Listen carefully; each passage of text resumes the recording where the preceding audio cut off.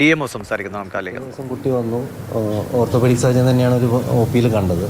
അപ്പോൾ കുട്ടിയുടെ വിരലുകൾ അനക്കാനോ ഡിജിറ്റൽ പൾസുകൾക്കോ ഒന്നും പ്രശ്നമില്ല എന്നുള്ളൊരു റിപ്പോർട്ടാണ് എനിക്ക് തന്നത്. വാക്കാൽ പറഞ്ഞാണ്.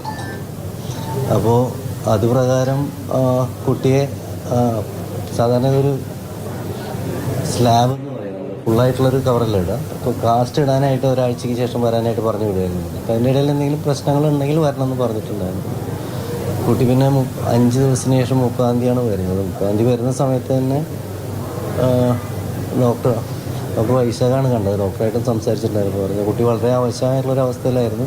ഫീവർ ഉണ്ടായിരുന്നു, നല്ലൊരു ഇൻഫെക്ഷൻ്റെ ലക്ഷണങ്ങളുണ്ടായിരുന്നു. കൈ അഴിച്ച് നോക്കുമ്പോൾ ചെറിയ പോളങ്ങൾ കൈമിൽ കളറ് മാറിയിട്ടുണ്ടായിരുന്നു.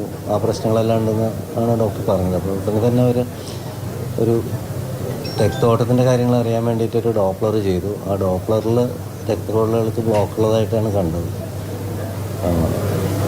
അതിനുശേഷം എന്തെങ്കിലും പോസിബിലിറ്റി കുട്ടിയുടെ കൈ സേവ് ചെയ്യാനുള്ളതിലേക്കാണ് മെഡിക്കൽ കോളേജിലേക്ക് വിട്ടതെന്ന് പറഞ്ഞു. മെഡിക്കൽ കോളേജിൽ ചെന്നതിന് ശേഷമുള്ള പൂർണ്ണമായിട്ടുള്ള വിവരങ്ങൾ നമുക്ക് കിട്ടിയിട്ടില്ല. പക്ഷേ റിപ്പോർട്ട് ആംബുലേഷൻ ചെയ്തു എന്നുള്ളത് എന്തായാലും അറിയാനായിട്ട് പറ്റും. അടുത്ത് ഇപ്പോഴാണ് ഈ പരാതി വന്നപ്പോഴാണ് ഞാനത് എൻ്റെ ശ്രദ്ധയിൽ ഇപ്പോൾ പെട്ടിട്ടുള്ളത്. അത് അതിനെക്കുറിച്ച് അന്വേഷിക്കണം.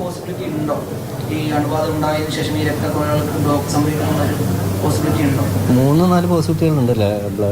രക്തക്കൊഴലുകൾക്ക് ബ്ലോക്ക് വരാനുള്ള സാധ്യതയുണ്ട്. അല്ലെങ്കിൽ കെട്ടിയത് ടൈറ്റായി കഴിഞ്ഞാൽ പ്രഷർ കൂടിക്കൊണ്ടുള്ള പ്രശ്നമുണ്ട്. മുറിവിൻ്റെ ഇൻഫെക്ഷനും 7th ഡേ അല്ല, ഇൻഫെക്ഷൻ ശക്തമായിട്ട് വരാനുള്ള ഒരു പോസിബിലിറ്റി ഉണ്ട്.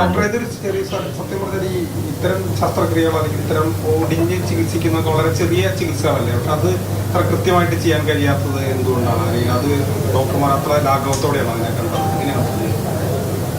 ഇല്ല, ഇതിപ്പോൾ നമുക്ക് അങ്ങനെ ഒരു ലാഘവഭാവം എന്നുള്ള രീതിയിൽ എനിക്ക് തോന്നിയില്ല. അത് എന്ന് വെച്ച് കഴിഞ്ഞാൽ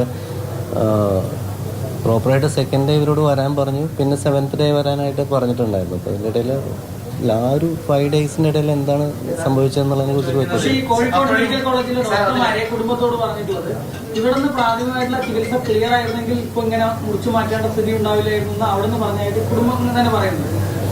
അപ്പോൾ ആ പ്രാഥമിക ഘട്ടത്തിൽ തന്നെ ഒരു പിഴവ്, എക്സ്റേ എടുക്കുന്നു, സ്കാനിങ്ങും മറ്റ് ഇതിലേക്കൊക്കെ കടക്കാത്തതൊക്കെ ഒരു പിഴവല്ലേ? ഇല്ല, എക്സ്റേ ഫസ്റ്റ് തന്നെ എടുത്തിട്ടുണ്ട്. എക്സ്റേയുടെ ഇതിലാണ് ചെയ്തിട്ടുള്ളത്. പക്ഷെ നമ്മൾ ഇങ്ങനത്തെ ഒരു ഫ്രാക്ചർ സ്കാനിങ് എന്നുള്ളൊരു പ്രോസസ്സിലേക്ക് പോകാറില്ല. വേറെ എന്തെങ്കിലും ശക്തമായിട്ടുള്ള വേദനകളുണ്ട്, കുറേ എഡിയമ ഉണ്ടാവുകയാണെങ്കിൽ സ്വാഭാവികമായിട്ടുള്ള പ്രശ്നങ്ങളായിരിക്കില്ലല്ലോ ഇത്തരത്തിലൊരു ഇതിലേക്ക് കൊണ്ട് എത്തിച്ചിട്ടുണ്ടാവുക, ബുദ്ധിമുട്ടുണ്ടാക്കിയിട്ടുണ്ടാവുക. എന്തായാലും ഡോക്ടർമാരിൽ നിന്ന് ആ ചികിത്സയുടെ സമയത്ത് നമുക്ക് എന്തെങ്കിലും പാകപ്പെടുന്നത് തന്നെ ആയിരിക്കില്ലേ? എന്താ ആ വിഷയത്തിൽ എന്താണ് മനസ്സിലാക്കുന്നത്?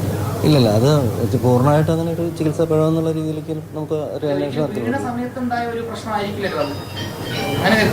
വീണ സമയത്തുണ്ടായെന്ന് വെച്ച് കഴിഞ്ഞാൽ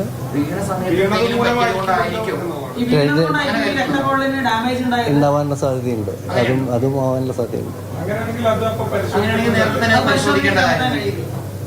രക്തക്കൊഴലുകൾക്കുള്ള ഒരു പരിശോധന വെച്ചാൽ അതിൽ പറഞ്ഞത് 2nd ഡേ വരുന്ന സമയത്ത് ഡോക്ടർ പൾസിന് പ്രശ്നമില്ലാന്ന് പറഞ്ഞു. പറയുന്നത് അങ്ങനെ പെട്ടെന്ന് ഒരു ചികിത്സാ പിഴവെന്ന് പറയാൻ കഴിയുമോ എന്നറിയില്ല എന്നാണ്. കൂടുതൽ പരിശോധനയൊക്കെ നടത്തണം. പക്ഷേ എന്തായാലും ഏറ്റവും സങ്കടകരമായ ഒരു കാര്യമാണ്. പാറിപ്പറ നടക്കുന്ന ഒരു കുഞ്ഞിനെ പെട്ടെന്ന് കൈ മുറിച്ചു മാറ്റേണ്ട ഒരു അവസ്ഥ ഉണ്ടാകുന്ന ഏറ്റവും സങ്കടകരമാണ്. എന്തായാലും വേഗത്തിൽ കാര്യത്തിലൊരു പരിശോധന നടക്കട്ടെ.